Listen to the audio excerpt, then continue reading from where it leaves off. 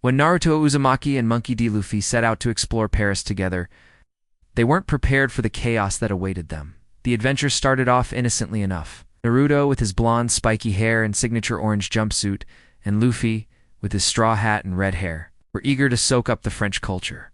They marveled at the Eiffel Tower, its metal latticework seeming almost otherworldly in the twilight. "It's so tall," gasped Naruto, looking up at the tower with wide eyes. "I bet I could climb to the top before sunset." Luffy, ever the daredevil, grinned. "Me too." And with that, they took off running, their ninja and pirate senses guiding them toward the nearest elevator. But when they arrived, they found it was closed for repairs. This only fueled their determination. If they couldn't take the elevator, they'd simply have to do it the old-fashioned way, climbing every step to the summit. As they ascended, the wind whipping through the latticework, they made it halfway up before the reality of the situation smacked them in the face. The sun was setting, and they were nowhere near the top. Naruto cursed under his breath. He could see the top of the tower, just beyond his reach. Luffy, however, had an idea. "Don't worry, Naruto," he said with a mischievous grin. "We can always take the next best thing." He pointed toward a bakery nearby. "How about we grab some croissants and watch the fireworks from here?" Naruto sighed. It wasn't exactly what he had in mind, but the thought of missing the fireworks because of a little thing like exhaustion was unthinkable. So with a determined nod, he agreed. They entered the bakery, the warm glow of the oven spilling out onto the sidewalk. Inside, the air was thick with the scent of fresh bread and pastries. Naruto, with his keen sense of smell, sniffed the air excitedly. "Wow, this place smells amazing. What should we get, Luffy?" Luffy's eyes, usually filled with adventure, were glazed over, fixated on the display of sweet treats. "Ooh, everything looks so good. Maybe we could try one of those," he said, pointing at a chocolate eclair. Naruto, never one to shy away from trying new things, suggested, "How about we each pick our favorite pastry? We could share." And so they did. Naruto picked a Pain-O chocolate, its rich, dark chocolate melting in his mouth. And Luffy chose a croissant, its buttery, flaky layers complementing his adventurous spirit. As they ate, they discussed their favorite foods back home.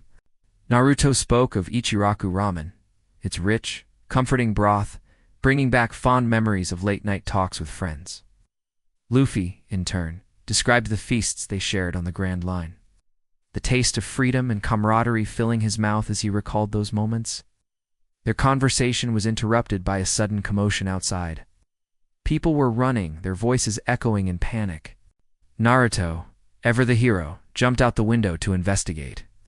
Luffy, never one to be left out of an adventure, followed close behind. They found a group of people gathered around a street performer who was attempting a dangerous trick. With a flourish, he pulled a knife from his pocket and began slicing a baguette in half. But as he leaned in for the final cut, a seagull swooped down and snatched the knife right out of his hand. The crowd gasped as the bird flew away, its prize clutched firmly in its beak. Naruto and Luffy exchanged amused glances. This was nothing compared to the adventures they'd faced. They returned to the bakery, only to find it had vanished.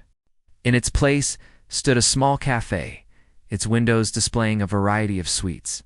Curious, they stepped inside. The cafe was small but cozy, with tables and chairs made from dark wood and cushioned with red velvet. Behind the counter, an old woman smiled warmly at them. "Welcome to my humble abode," she said in a thick French accent. "What can I get for you?" They looked at the display of sweets, their mouths watering at the sight of macarons, eclairs, and of course, croissants. As they enjoyed their pastries, they chatted with the old woman about the history of the Eiffel Tower and the city of Paris. She told them stories of the tower's construction and the many faces that had marveled at its beauty over the years. Their time in the cafe was interrupted by a commotion outside. The street performer from earlier was attempting his trick again, this time with a stack of freshly baked baguettes. With a deep breath, he closed his eyes and began his act. But as he reached for the top baguette, disaster struck. The stack toppled, sending baguettes flying everywhere. Naruto and Luffy, unable to resist the urge to help, rushed to the man's aid. Together, they gathered the scattered baguettes, their laughter echoing through the streets of Paris. As the day drew to a close, they found themselves standing once again at the foot of the Eiffel Tower. This time, though, Instead of climbing or watching fireworks, they were sharing a simple meal. They sat on a bench, their backs against the cool metal of the tower, eating a picnic lunch they had picked up from a local market. Around them, the streets of Paris bustled with life, the sound of music and laughter filling the air. As they watched families and couples stroll by, Naruto and Luffy couldn't help but feel a sense of contentment. Despite the chaos and confusion that had marked their first day in the City of Love, they had made it through, creating memories that would last a lifetime. Alright, let's do this. Naruto, Luffy, and Goku are hanging out in New York City. Naruto's never been to America before and is really excited to see all of the sights. Luffy's heard there's great pizza here, so he's pretty pumped. Goku just wants to find some strong opponents to fight. The three friends start walking down the street when suddenly they find themselves face to face with an actual marching band. Goku. So these are the legendary musicians that I've heard so much about. I can't wait to spar with them. Naruto. Whoa, these guys are awesome. Wonder if they want to do a concert in Konoha. Luffy. Hey, this reminds me of the Marines. Can I go say hi? Before Naruto or Goku can stop him, Luffy's already running over to the band. With a big smile on his face, he shouts, "Hey, Marines, over here!" The band members stop playing and stare at Luffy in confusion. One of them finally asks, "What are you talking about? We're not the Marines." Luffy tilts his head and replies, "Huh? But you guys were playing their music." The band member shakes his head and starts laughing. "We're a marching band, buddy." "Do you really think the Marines would be hanging out in New York City?" Luffy looks a little embarrassed. He didn't think that it would actually be the Marines that showed up. "Oh, right. Of course, haha." As Luffy walks back to Naruto and Goku, one of the band members calls out to him, "Hey, you want to learn how to play an instrument?" Luffy stops in his tracks and shouts, "Really? Can I?" "I've always wanted to be a musician." The band member smiles and says, "Sure, why not? Here, try this." He hands Luffy a trombone and shows him how to play a few notes. Naruto and Goku exchange glances. They have no idea what's going on, but they know that whatever it is, they should probably support their friend. Meanwhile, Luffy's having a blast learning how to play the trombone. After the band finishes their set, Luffy asks if he can join them for their next gig. The band members agree and help Luffy get set up with his very own instrument. When Naruto and Goku ask Luffy why he wants to become a musician, he replies, "Well, I want to make everyone happy with my music." And with that, the three friends start walking down the street again. As they're walking, Naruto suddenly stops and looks up in awe. "Wow, look at that giant ball. It's the ball from the famous I Love New York sculpture." Luffy and Goku look up and start making silly faces at it. "I love New York. I love New York," they chant.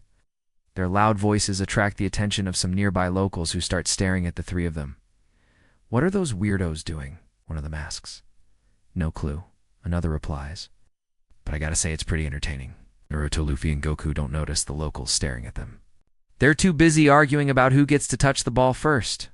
"I call dibs," says Naruto. "No way, loser," replies Luffy. "Hey, maybe we should leave them alone," suggests Goku. But Naruto and Luffy both shout, "Nope," at the same time. They start bickering like they always do, and Goku just throws his hands up in the air and walks away from them. A little while later, Goku finds himself in the middle of Central Park and is immediately blown away by its beauty. "Wow, it's so peaceful here," he says to himself. Just then, he hears a loud crash and sees a group of kids running away from a fallen statue. Without hesitation, Goku rushes over to help, but as he gets closer, he realizes that it's not a statue at all. It's a person. She's not just any person. It's Ochako Uraraka from My Hero Academia. "Ochako," Goku shouts. She looks up at him and replies, "Oh, hey, Goku, I didn't see you there." "Goku, what happened? Are you okay?" "Ochako, yeah, I'm fine. I was just taking a stroll through the park when suddenly my quirk activated and I accidentally turned into a giant." Goku, "Whoa, really? That sounds amazing." Ochako, "Yeah, it's pretty cool, but I'm not done growing yet." As Ochako continues to grow, she accidentally crushes a nearby tree. Goku, Ochako, I think you need to calm down or you're going to cause a lot of damage." Ochako, "Oh, right, sorry." She takes a deep breath and slowly returns to her normal size. The three friends continue walking until they come across a hot dog stand. At this point, they're all really hungry and decide to buy some food. Naruto gets a hot dog with mustard and ketchup. Luffy gets a burger and fries. and Goku gets a massive stack of pancakes. As they're eating, Naruto notices a flyer for a ramen restaurant and immediately gets excited. Hey guys, look, we got ramen here. Luffy, ramen, what's that? Goku, don't worry, Luffy, I'll buy you some. And with that, the three friends head off to the ramen restaurant. Oh, they may be different, but they're all united by their love of food and their desire to help others. Together they make quite the sight. A blonde kid with whiskers, a rubber man with a straw hat, and a bald guy with a tail. These three friends really are something else.